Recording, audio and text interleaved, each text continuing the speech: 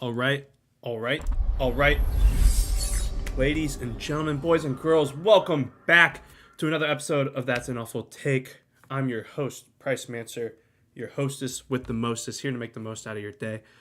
Sorry for last week. No episode last week. That's okay. I was on spring break.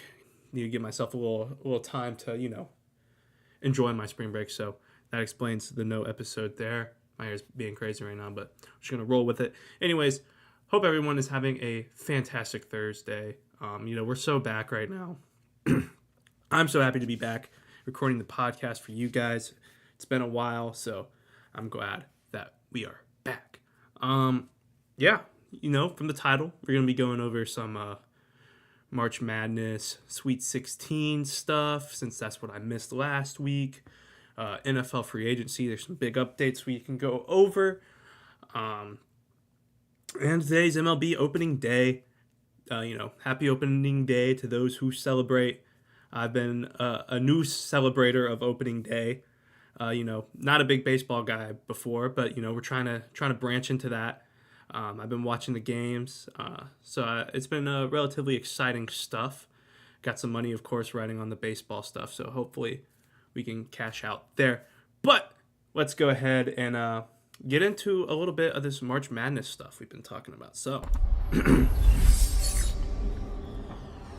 here is the bracket, kind of. It's been, compared to previous March Madnesses, really, it's kind of been a weird tournament, There's really been no big Cinderella team this year. Back in the day, we had, UMBC. We had teams like Yale from like last year, FAU. Like there are some like interesting Cinderella teams, but this year there really isn't. There's not really a team that's making a true Cinderella run.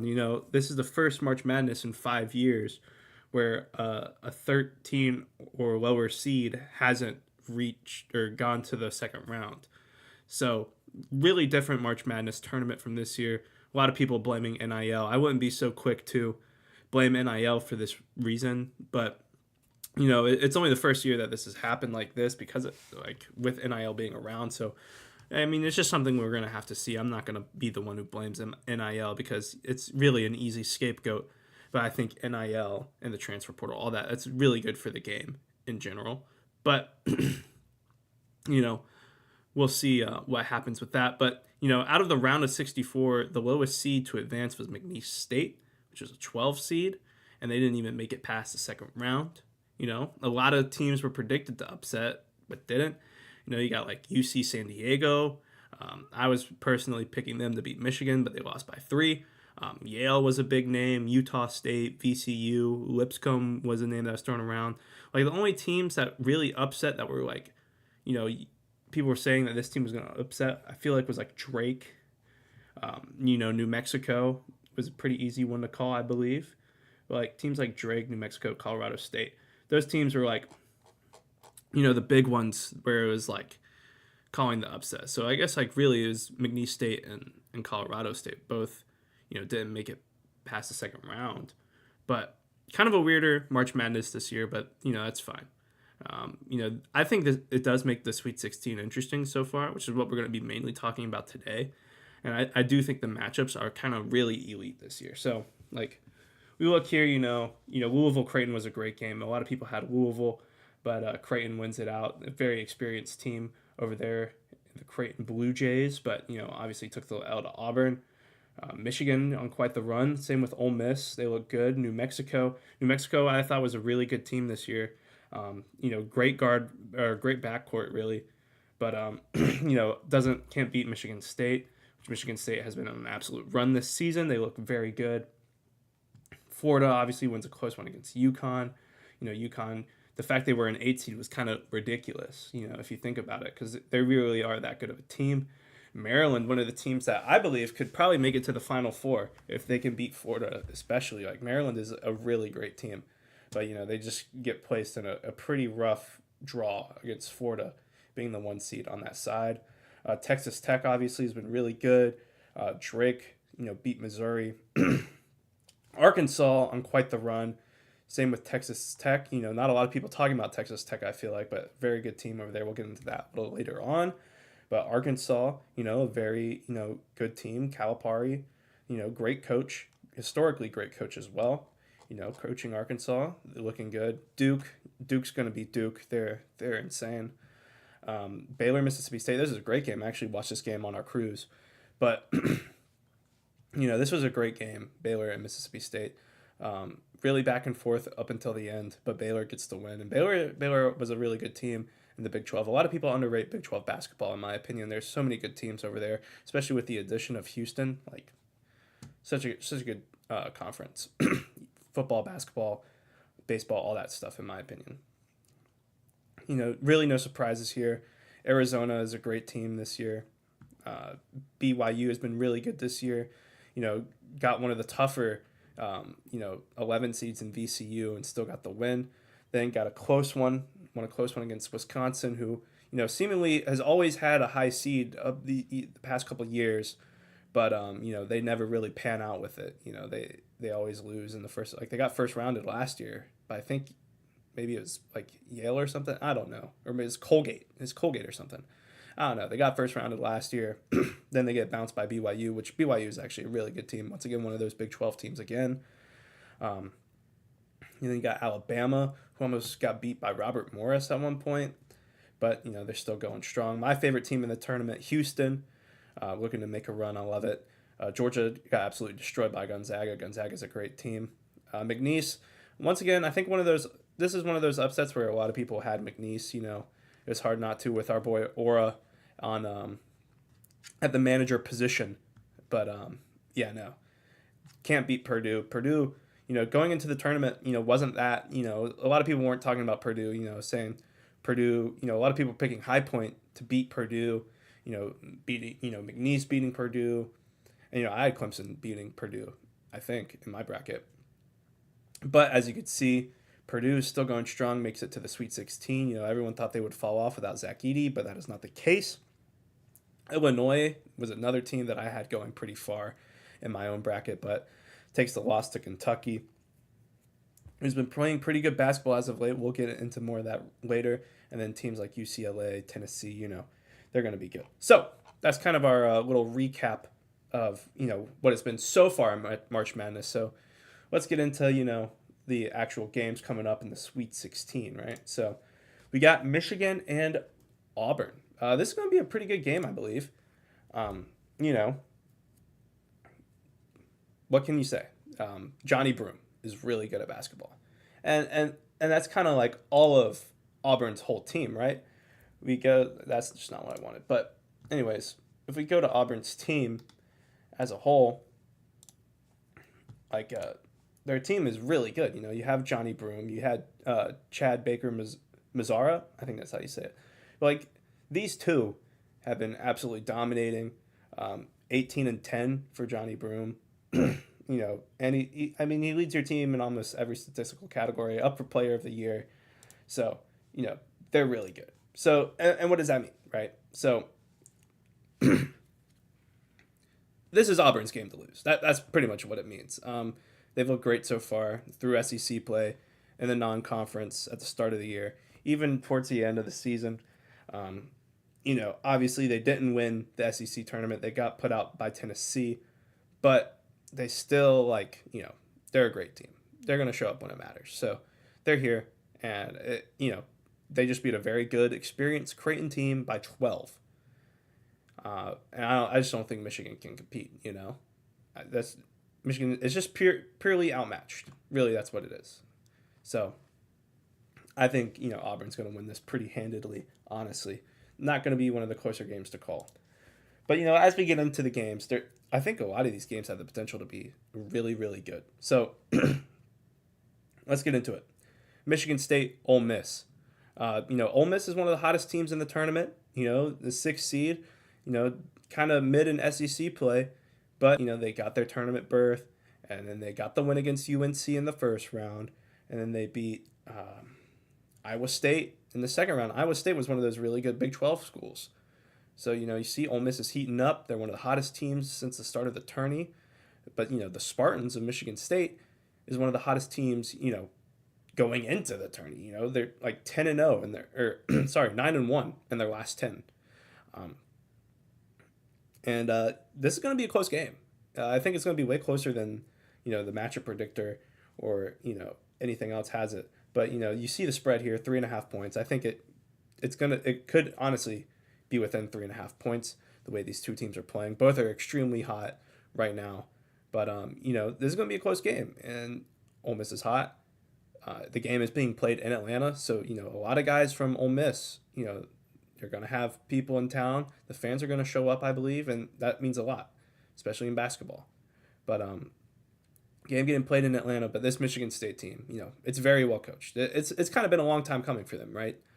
And this is the best team the Rebels have played all season. But so I just think, really and truly, Ole Miss this is where the run ends for Ole Miss. Love Ole Miss as a basketball team, they're doing really good. But they beat a New Mexico team I was really high on. Michigan State did. So I do believe that Michigan State can get it done here. I mean, you see it. They're just a great team on paper. So I think that Michigan State gets the job done here against Ole Miss. Next game is going to be this Maryland and Florida game. I mean, this is going to be an elite game. This, I think, has the potential to be one of the top, like, 2 games of, this whole weekend slate of the Sweet 16. They were set second in the Big 12, or Big 10, sorry, my bad. But this team is just so good, I believe. Like, Maryland is an extremely underrated team. Derek Queen is, a great player. You see it, 16 points per game, 9 rebounds per game. It's, Derek Queen is him. He's going to be a top 5 pick in the draft, probably, in my opinion. But, this has the potential to be one of the best games of the Sweet 16. Both of these teams, very deserving of an Elite 8 spot. Obviously, it's Florida. I don't really have to say anything. Like, Walter Clayton Jr. is him.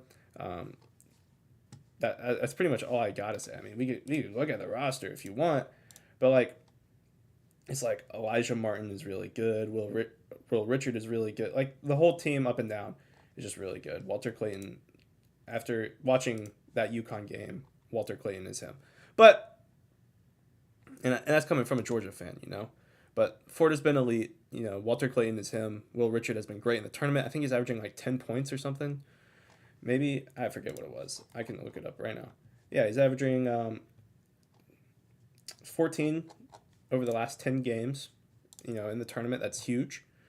So it's going to be a really hard game. The Gators, they're averaging 90 points in the last 10 games, which is kind of ridiculous if you think about it, especially in college basketball. But, there's some complications for the head coach of Maryland. There's a thing where, the Villanova head coach spot came up, and then Maryland's head coach was rumored to, be there and go to him, but then he didn't, and then it's been a whole confusing thing. And there's talk about funding, how they didn't have enough funding, but and it kind of leaves Maryland in this weird spot, I think, where in the locker room, I feel like things might not be all that great. So, that's really the only reason why I have Florida winning this game is because I just feel like internally in Maryland, there's something wrong, and that's what's going to keep them back, in my opinion. So give me the Florida Gators to advance to the Elite Eight, but both teams are very deserving to go to that spot, especially Maryland. I really love Maryland as a team. Next up, we got Arkansas and Texas Tech. John Calipari, obviously, comes to Arkansas this offseason. And we're kind of mid in SEC play. As you can see, only 8-10 in the conference, but they've been on a run in March, and that's really all you need, right? So, Texas Tech, let's talk about Texas Tech a little bit. Texas Tech, quietly good team this year. I really honestly didn't hear a lot about the Big 12 in basketball, I feel like. And maybe I don't pay attention to it as much as I should, but there's low-key really good teams in the Big 12. I mean, you got Houston, Texas Tech, BYU, Arizona, Iowa State, Kansas, West Virginia, who didn't make the tournament, Baylor. Like, there's a lot of really good teams in the Big 12 that can compete. And Texas Tech, obviously, 27-8, goes 15-5 in the conference, right? So Texas Tech is one of those teams where, they've been sneaky good all season long.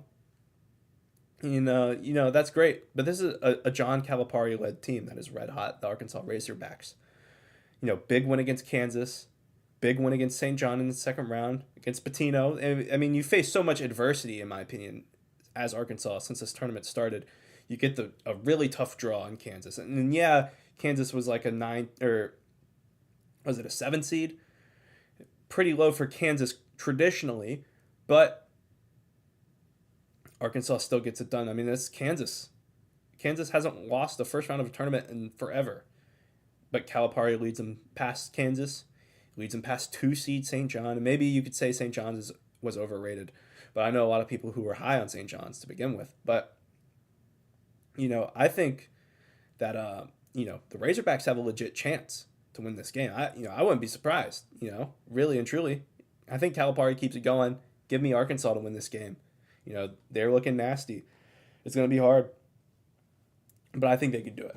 Give me give me Arkansas to beat Texas Tech. Next up, Roku City just turned off behind me, but we got Arizona and Duke. This is also one of those games where could legitimately be a extremely close game. Like Florida, Duke has been unstoppable. You see the record, 33-3, best recruiting class in the nation, all that good stuff. Dominated the ACC when the ACC wasn't that great this year, but dominated the ACC. They have Cooper Flag, obviously, and you have Con Knipple, who's been great in the tournament. This is a great team, really and truly a great team. They won without Cooper Flag in the ACC tournament. They're winning with him now. Like it's Duke, really and truly it's Duke. But Arizona has one thing that can beat Duke, in my opinion, and that's Caleb Love. Caleb Love, he's beat Duke before when he was at UNC. I think he beat Duke when he was at Arizona at some point as well. But it all depends on Caleb Love, really. If Caleb Love can play great basketball, I'm talking like 30 points, right? It's going to take a ton to beat this Duke team. But if he can play great against Duke, I think there's a legitimate chance that Duke could lose this game if Caleb Love plays out of his mind. So that's kind of what I think. You also need, I think, a big man to step up. Toby Awaka, I believe is his name. He really needs to step up. I mean, obviously he's going to be guarding the best player in the nation, and Cooper Flag, projected first round pick on every. He's going to be the first overall pick in the NBA draft. It's going to happen, but you got to try and limit the offensive rebounds or defensive. Just try and limit the rebounds for Duke. I think that the big man steps up. Caleb Love steps up. It's a legitimate chance that Arizona wins this game, but the stars are going to have to align for that to happen, right? So give me give me Duke. I mean, it's so hard. The Duke Blue Devils are going to prevail. It sucks, you hate to see it, but this Duke team is just too good right now, in my opinion. Love Caleb Love though. Next game, another great game, I believe, is going to be Alabama BYU. I think this game is going to be one of the better ones as well. I don't know if it'll be like top 2, but it'll definitely be top 4 game. BYU has been once again one of those quiet Big 12 teams where they've been pretty good, and Alabama's also been really good. Max Sears is a great player, and Saunders for BYU has been really good for them. But what does it come down to? Well, Alabama is a great team, but it's been a little rocky. You had the close game against Robert Morris, as you could see right here. Sorry, you got blown out by Florida in the SEC tournament, but you got pretty dominant wins. You got a good win against Auburn, and you got a really good win against Kentucky. So it's kind of been up and down for you, I feel like, if you're Alabama. You've had some lowlights and you have had some really high highs. But it depends on a lot from BYU. Alabama's probably one of the fastest paced teams, and they're one of the best at their pace in the tournament. And BYU is going to try and force them to play slow. And if BYU can get them to play slow, it's going to be a legitimate close game. But if Alabama comes out and BYU isn't able to slow down the ball game, Alabama's going to win. I mean, you look at it here. Let me see if I can find it. You just see it in the points per game. Alabama gives up 81 points to opponents per game. Points per game to opponents. Sorry, and but they are scoring. what is it, like 90 points? I don't remember. I can't see. But anyways, Alabama scores a lot, but they also give up a lot of points. BYU scores a lot, but yeah, Alabama, they're averaging 92 points a game, and their opponents are averaging 85. But BYU is averaging 85 points and limiting their opponents to 77 points per game. So it's all about limiting that pace, I think, for BYU. If BYU can limit the pace, they can win the game, but I don't think they will. Give me Alabama. Max Sears is a great basketball player. I really like Alabama in this spot. Next up is Purdue versus Houston, which I really like Houston. I've been a Houston fan, I don't know why. I just randomly picked up the team one day. But, in the tournament, I think the past 3 years of March Madness, I've had them winning the tournament. And they haven't, but it's okay. They're going to this year or something. I don't know. But I love Houston in this tournament. I love the way they play, kind of defensive, but, their offense is still very good. You're not completely reliant on your defense if you're Houston. They've dominated a quietly underrated Big 12. They won the whole thing, as you can see here. But, this is a conference with Texas Tech, BYU, Arizona, Iowa State, Kansas, West Virginia, Baylor, all teams that made the tournament or are on the fringe of making the tournament. But, a really good Big 12. LJ Cryer, big name you need to know. He's great. He's really good at basketball. He transferred from, I don't remember where, but he's really good. And I believe, he's going to will them past the Boilermakers. I love the pace of the way they play. They play defensive. Their defense is elite, and it's kind of what they've been known for the past couple of years. So, give me the Cougars. I don't know a lot about the good old Purdue Boilermakers, but I think they're no sweat for Houston. You know what I'm saying. Next, we got Kentucky and Tennessee. So, another kind of SEC match, It's a classic SEC matchup, sorry.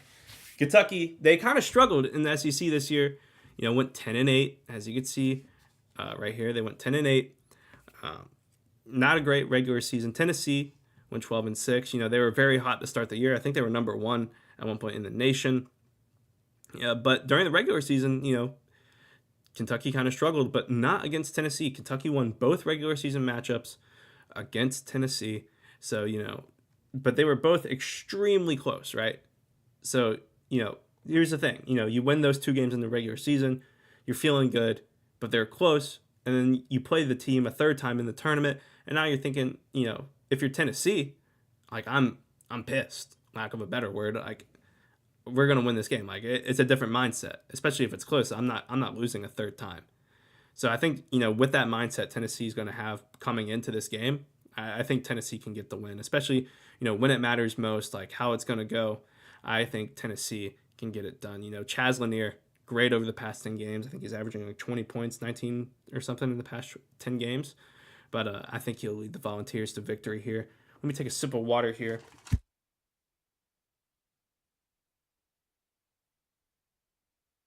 We're low-key flying through it. I'm not going to lie, which isn't good. But it's fine. We'll get there. But yeah, that's kind of it for tournament stuff. I don't know. I don't do much. I don't do much with college basketball, and maybe we could take a look at my bracket here in the future, and we can figure out where I went wrong. Honestly, I didn't even do a bracket this year. I did one, but I wasn't able to give it much thought because I didn't really do much research, and that's on me. Really and truly, that's on me. But it happens. It's one of those things. But we got some NFL free agency to do. You know what I'm talking about. I love the NFL. You love the NFL. We all love the NFL. Right? Right. Anyways, let's switch gears here. So NFL free agency, you got a lot going on. Obviously, we had our first, 2 weeks ago, episode 18. We did a lot, it was first 3 days of NFL free agency. A lot went on. We got to see all the relatively big moves, but, we haven't checked it in 2 weeks pretty much. So let's get into that, right? So today, actually, Jets signed Josh Reynolds. It's kind of a filler move. Josh Reynolds was kind of mid last season, but as you can see, pretty rough. But good pickup, I guess. It doesn't replace Devontae Adams, But he's someone to throw to, right? I can see the Jets going a lot of different directions in the draft, though. Receiver wise, I think there's definitely options for the Jets. Especially at their pick. I think they're 7 or 8, pick 7, I believe. So there's definitely a lot they can do. Ted McMillan wouldn't hate that move there if they were to pick a Ted McMillan or get an Armand Mimbu, something like that. We're gonna do a draft, another mock draft coming up here soon, sometime before the draft, either maybe next week or the week after or something like that. We'll have to see. Anyways, kind of the biggest signing recently has been the Giants signing Russell Wilson to a 1-year, $21 million deal, which is low-key insane. But, what are you going to do, right? Russell Wilson. So now I believe what was said in the Giants camp is that there's a 3-way QB battle right now between Tommy DeVito, Jameis Winston, and Russell Wilson. Russell Wilson's probably going to be the starter for all of 2025 if we're being real. But, I've heard a lot of things saying that this signing does not rule out the possibility of the Giants drafting Shedeur Sanders, which, makes me curious. They're probably going to have to cut Tommy DeVito or something. But, I imagine the drama if Shedeur Sanders is a third string quarterback, after being drafted third overall, or second overall. No, third. Sorry, my bad. But imagine the drama. Imagine what social media is going to do. They're going to lose their minds. I could tell you that. But, that's the real big signing. Russell Wilson probably going to be the starter for 2025. And I don't hate that move for the Giants. I mean, you're kind of looking to bridge, in my opinion, because you're not good enough to compete for a playoff spot.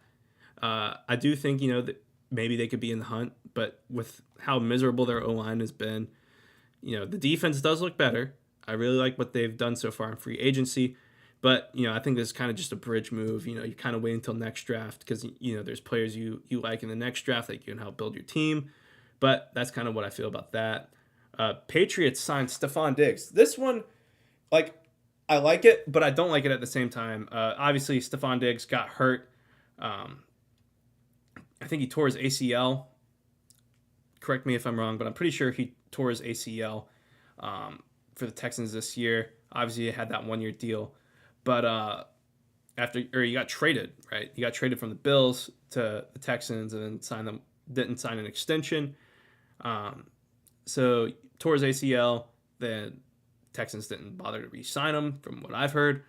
But he signs with the Patriots, and the Patriots need a good wide receiver. So that's the good part. Drake May needs a good wide receiver one to throw to. Demario Douglas is not that guy. I don't think anyone you really draft is going to be better than Stephon Diggs out the gate, especially in this draft. So, you kind of had to get out and sign someone. And the best one they could do was Stephon Diggs. And they signed him to a low-key massive deal. 3 years, $69 million, $33 million a year, which, it's not Jamar Chase or T. Higgins money, but it's still kind of ridiculous, in my opinion, that you're paying this guy $33 million a year. Obviously, we're going to have to see how it goes. And I think he can be, a true alpha on that Patriots offense. But realistically, even with the team right now, how far is this Patriots team going to go? Because if we look at the moves that the Patriots have made this offseason, it's kind of ridiculous. They've actually signed a ton of guys. If we look at it, obviously, Stephon Diggs, Milton Williams, Kevon Chaisson, Wes Schweitzer, I almost said something crazy, Morgan Moses, Carlton Davis, Robert Spillane, Harold Landry, Josh Dobbs, Matt Collins, Marcus Epps. They have made a lot of really good signings, obviously. Especially with, Marcus Epps is a great signing. Matt Collins is a great deep threat. Harold Landry is a great signing. Robert Spillane's a great signing. Carlton Davis is a great signing. And Milton Williams is a great signing. But it's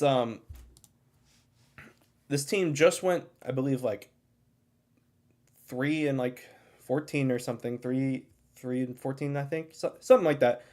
They haven't had a good season.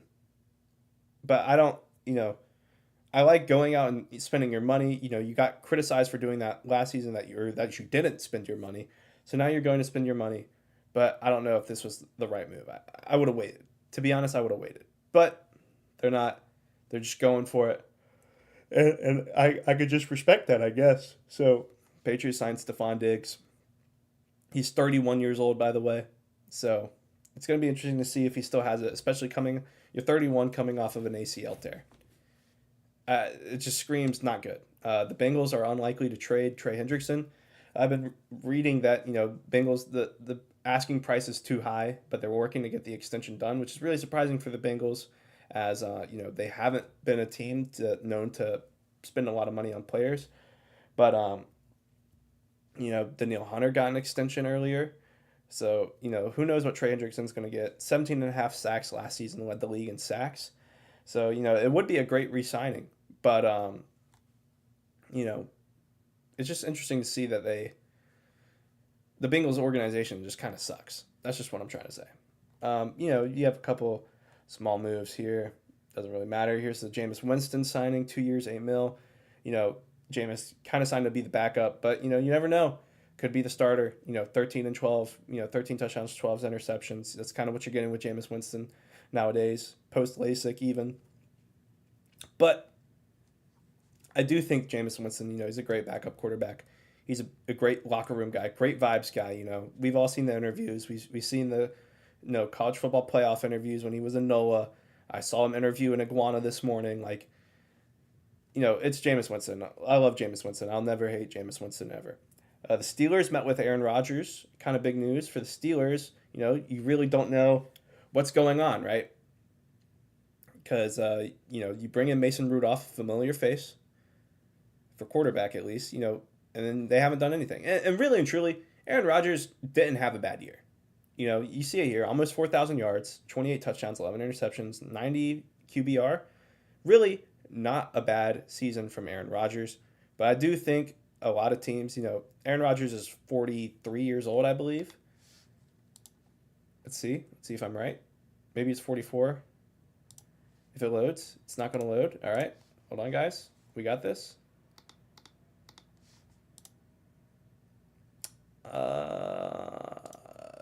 He's 41. Okay, wow. I was way off. But he's 41 years old. But I think that what it is the asking price, right? The asking price for Aaron Rodgers, he's probably asking for a lot of money, especially when you see Russell Wilson just get paid for $21 million for a year.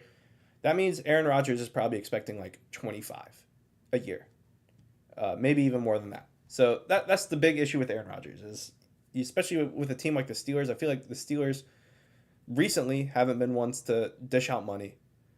They haven't really had players to dish out money to, I guess, other than like Minkah Fitzpatrick and TJ Watt. But, obviously, I do think that it's definitely in the realm of possibility that Aaron Rodgers signs with the Steelers. We're going to have to see what happens. But obviously, you bring in Mason Rudolph, and he's going to be a backup. But, there's places they could go in the draft, which I don't think they should. I do think Aaron Rodgers is the right decision. I do think they're a team, they're going to make the playoffs with Aaron Rodgers, in my opinion. But it's going to be a repeat of last year, pretty much. And I don't agree with drafting a quarterback this year just because of how bad the quarterback class is. Maybe if you trade up and get a Shedeur Sanders, I'd be fine with that, or a Cam Ward. But past that, it's like, really and truly, you shouldn't be wasting a first-round pick on Jackson Dart. You shouldn't be wasting a third or fourth round pick on Jalen Milroe, in my opinion. Like, I'd waste a 6th round pick on Tyler Shutt, or I'd waste a 5th round pick on Kyle McCord. But I'm not, I just can't bring myself to use a 1st round pick on Jackson Dart. I can't. And maybe I'm wrong for thinking that. And I think a lot of people close to the Steelers organization believe that the Steelers are going to use a 1st round pick to draft Jackson Dart. But I just don't think it's the right decision, especially. I just believe that they're not going to be good next year if they roll with a Jackson Dart or a Mason Rudolph at quarterback. I think they should bring in someone, and there's only one other option. It's Aaron Rodgers. Unless you're like the Vikings who want to bring in Ryan Tannehill. Tannehill obviously wasn't on a team last year. Last played for the Titans. Kind of was mid. Got benched for Will Levis somehow.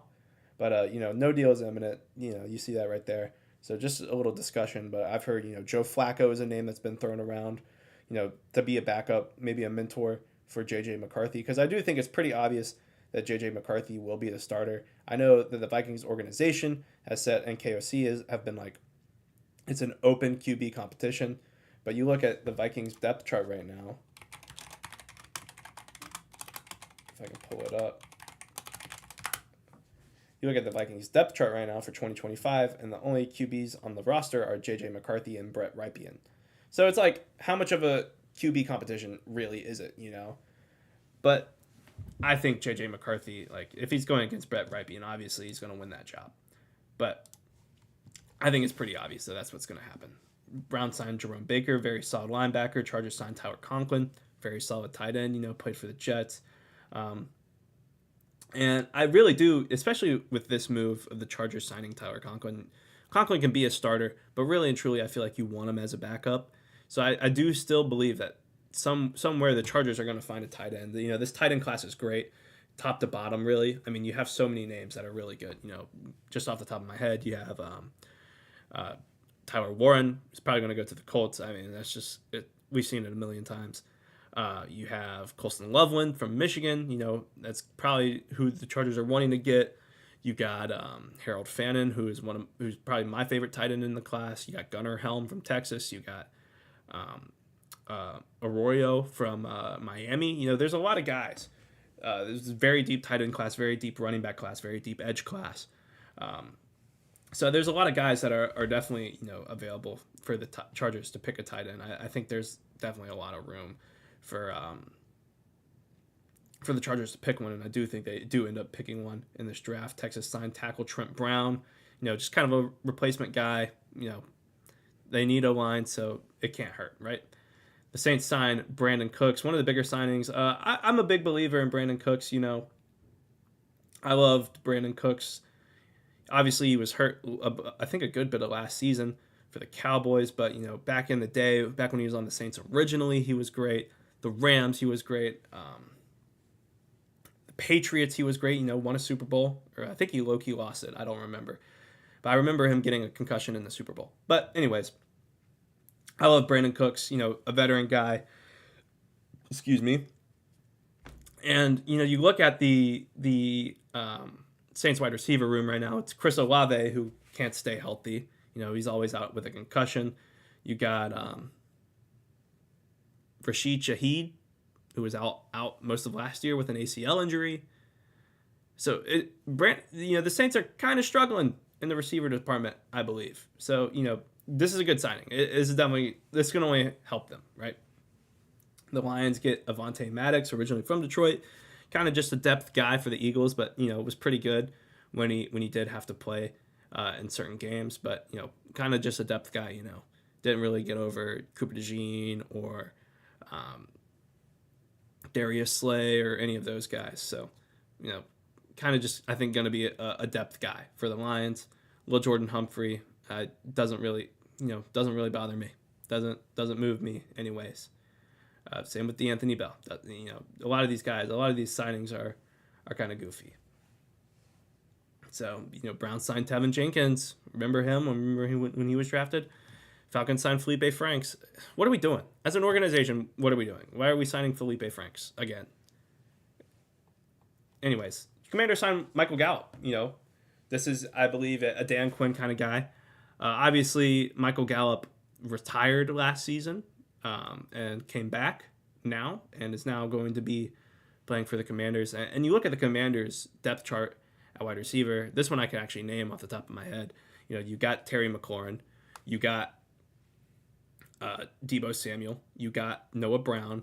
You have Luke McCaffrey. And now you have Michael Gallup. Maybe you bring back Olamide Zaccheaus. You know, maybe you bring back Jamison Crowder. You know, there's a lot of guys on that, you know, 2025 Washington Commanders receiving squad. And let's just take a look. Just for now. Just because. Why not? You know, we got plenty of time. But, like, you see the wide receivers. You got Terry McLaurin, Deebo Samuel, Luke McCaffrey. You bring in KJ Osborne. Forgot about that. You got Noah Brown. Oh, well, they lost a lot of guys. But you got Michael Gallup, Noah Brown, KJ Osborne, Luke McCaffrey, Deebo Samuel, and Terry McLaurin. I mean, just those 6 guys alone is one of the better wide receiver cores in the NFL right now. So, Really and truly, I think that this is a good move for the Commanders, especially only spending $1.3 million on a guy like Michael Gallup who can be serviceable. This is a guy in the past I feel like who had 500-yard seasons back in the day. Let's see if we can look if I can find it. Okay, maybe I just really liked Michael Gallup or something. I don't remember, but I don't know. Maybe I was wrong. But, I really do like Michael Gallup as a player. I think he could be a great depth wide receiver for the Commanders.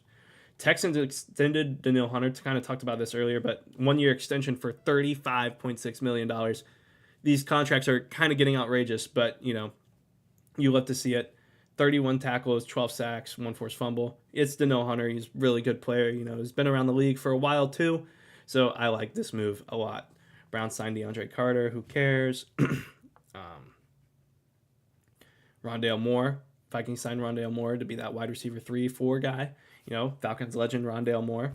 Bears signed Devin Duvernay. Probably just going to be a return man for them. Texans signed Cam Robinson from Jacksonville, 1 year up to $14.5 million. Another really good move by the Texans, trying to get that O-line fixed up. Rams re-signed Ahkello Witherspoon. I really liked Witherspoon last season. Vikings not interested in Aaron Rodgers. Can't blame them. Packers signed Mecole Hardman. Probably just going to be a depth guy, especially for the Packers. Texans extend Derek Stingley. I mean, this needed to happen. Let's be real. Derek Stingley, one of the best young cornerbacks in the league.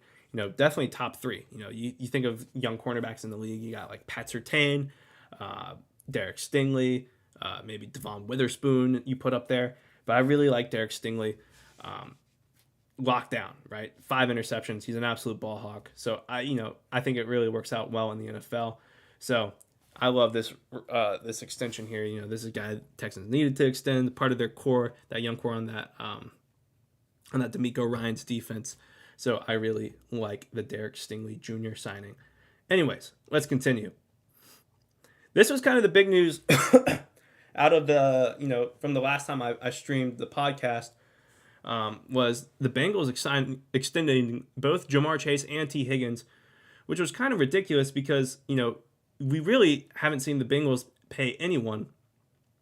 But 4 years, $161 million for Ja'Marr Chase, which is $40 million a year, which is crazy to me. But anyways, $40 million a year for Ja'Marr Chase, and then 4 years, $115 million for T. Higgins, so nearly $50 million a year. What am I talking about? Nearly somewhere in the $30 million range for T. Higgins. So kind of crazy. They both deserve an extension, and I'm very genuinely surprised that the Bengals front office did this. But I'm happy for them. They're just going to have no defense now, which kind of sucks. Like I don't see where they have the money to extend Trey Hendrickson, but you're not going to be able to sign anyone else in free agency this offseason, in my opinion. You're just going to have to draft guys. And their defense is relatively young, but there's definitely some holes that need to be filled, and that defense is going to hold them back like it did last season, which is why they went like 9-8 or whatever. It's because they're just so held back by their defense. But Ja'Marr Chase, top 5 receiver in the league easily. T. Higgins, definitely a top, definitely probably the number 1 wide receiver 2 in the league. So I'm really glad they got the extensions done. It's good for Joe Burrow, good for that Bengals offense. But, I think there's a lot that needs to be addressed for the Bengals for them to really be contenders. Next, the Ravens signed Cooper Rush to be a backup quarterback, $12.2 million. The backup QB money's getting insane. 49ers traded Jordan Mason to the Vikings. I like this move for the Vikings. Just a late round pick swap. Jordan Mason was a guy who came in for CMC last season and looked good. I think he had almost 1,000 yards rushing, and having that as your backup for the Vikings is great. You have Aaron Jones, who's pretty old, 32, I believe, and you bring in Jordan Mason, who's I think 24, 25, to be that backup guy. If Aaron Jones gets hurt, or if he's gassed, bring in Jordan Mason. I think he could do relatively the same work. Chiefs re-signed Juju. Cowboys signed Paris Campbell. Who cares? Chargers signed Mekhi Becton. This is a pretty good move. I think it's going to be interesting to see because Mekhi Becton in his first couple years in the league was not great for the Jets. Was hurt all the time. And when he did see the field, he was not great. You know, he was good, but not great. And you know, with the Eagles this season, we kind of saw a lot better from him. And I think the Eagles do a very good job of developing offensive linemen. I mean, you've seen that with Cam Jurgens this year. You know, obviously they have Lane Thomas, they have Isaacs, or they used to have Isaac. I don't know how to say his name. Anyways, but you have a lot of good offensive linemen from the Philadelphia Eagles. Is 1 year in the system for Mekhi Becton going to make him, you know, great for the rest of his career? We're going to have to see, right? He's probably going to slide in at left or right guard, you know. And the Chargers are a team where they have Joe Alt. They have, they drafted, who was it? I forget. Um, I got to look it up. I got to look it up. Sorry, guys.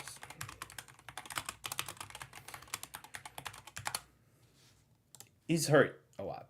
Rashawn Slater, you know, you have Zion Johnson, you have Rashawn Slater.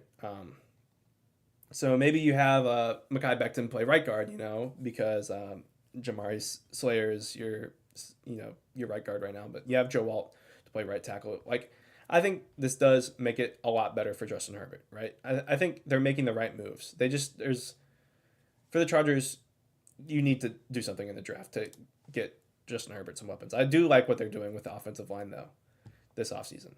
Falcons re-sign Juszczyk. We signed Morgan Fox. I don't even know who that is, and I watch ball. But Dante Fowler, that's a pretty good signing from the Cowboys. You know, he's going to be good. He's going to get you 8 sacks a year. And if that's what they're looking for, that's what they're looking for. As we already talked about, Marcus Sepps, pretty good signing. You know, and the rest is kind of things we've already talked about. Joe Flacco met with the Giants, whatnot. Chargers extended Taylor Heineke. But yeah, Chiefs signed Gardner Minshew. Like, that happened during the podcast, I believe. Dolphins signed Madison. Like, it's you know, it's been an interesting free agency so far. I can't complain at all. Yeah. Let's talk about opening day a little bit. Maybe we can, just go to a little ESPN here. I should have pulled it up beforehand. I'm such an idiot, but you know, I've been watching some of these games. You know, we got some close ones here with the Phillies and the Nationals. We got some Wilmer Flores, you know, going ahead, going crazy. But, you know, some pretty good games so far through the early window. I was watching Braves need to step it up. But anyways, let's see. Where was I at? I was watching this one, Yankees Brewers. Pretty good game. Rodon absolutely shoved, looked good. Devin Williams gets a save against his old team. The Orioles absolutely shelled Jose Barrios. It was awful. Zach Eflin, you know, looking good. You know, you look at the Orioles' rotation right now, and it's pretty rough, right?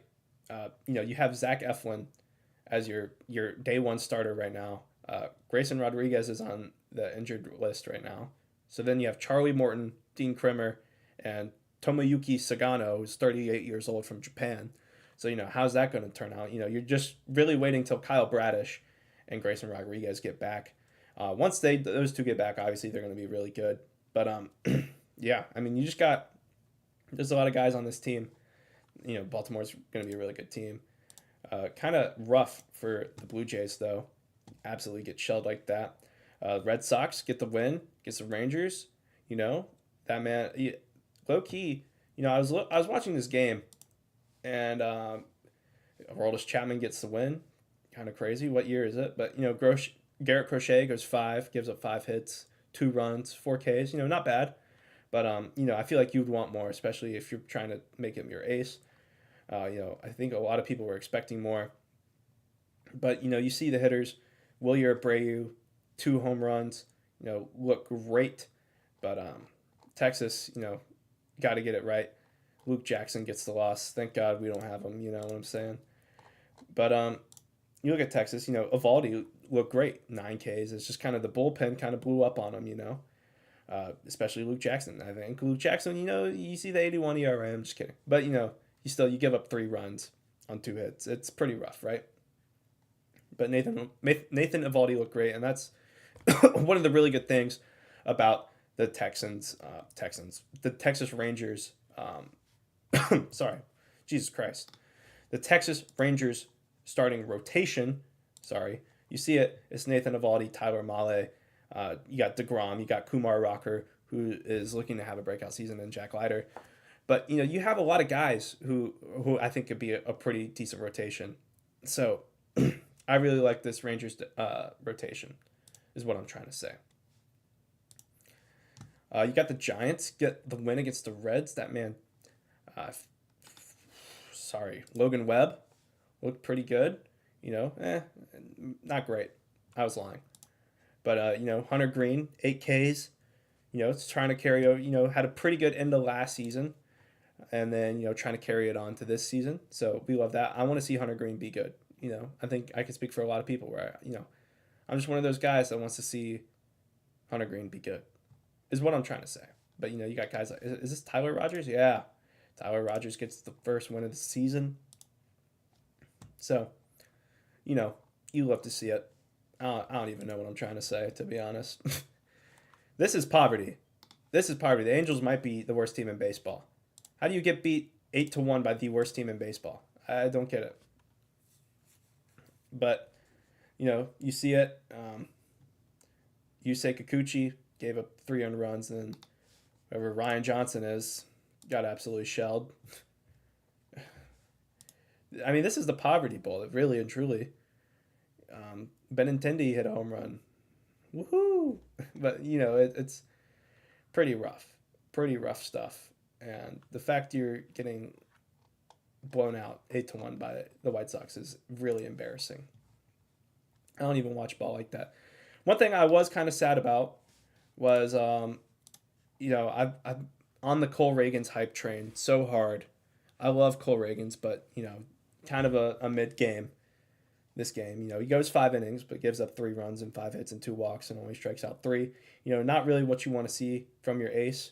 The bullpen came in and did a relatively good job until Sam Long came in, and then that was pretty rough. But, Cleveland is a really good team this year, They traded for, he's not playing right now, but they traded for Nolan Jones. I love Nolan Jones. But, what can you do? What can you do? And yeah, that's kind of where it leaves us now, is we got some great games on. Braves are losing pretty bad, but, what's new? The Stros beating up on the Mets. We love that. Tie game. Where's Bennett Colbert, But, it's 6:54. It's about that time. About that time to go. Let's check on this Brave score. Maybe we can get, we need a Matt Olson home run here. Would be the dream. Sale goes in, strikes out 7. Looking pretty good. But, San Diego, got Michael King. And, Yuki Matsui, pretty good bullpen guy, you know what I'm saying? But anyways, we can look at the money flow. We're just really hoping for this Matt Olson home run, pretty much. We got this. We cashed out on this. Let's go. We got the season lay, of course, but, we've been pretty good recently. Got this to fall last night. Excuse me. Got this to fall as well. So, it's been a pretty good week for us money-wise. We had some bad beats, actually. We did have one bad beat on the Goblin, or on the Demon, sorry. Pretty rough stuff there. But, what can you do? Anyways, it's 6:55. There's only... Oh, didn't mean to do that. Sorry. But what I meant to do was this. Yeah. Hey, oh, my bad. But, we're just here. We're having a good time.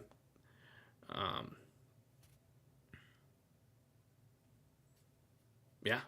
I don't really know where to go from here. I think we're all good. Thank you guys for tuning in. Thank you for tuning in.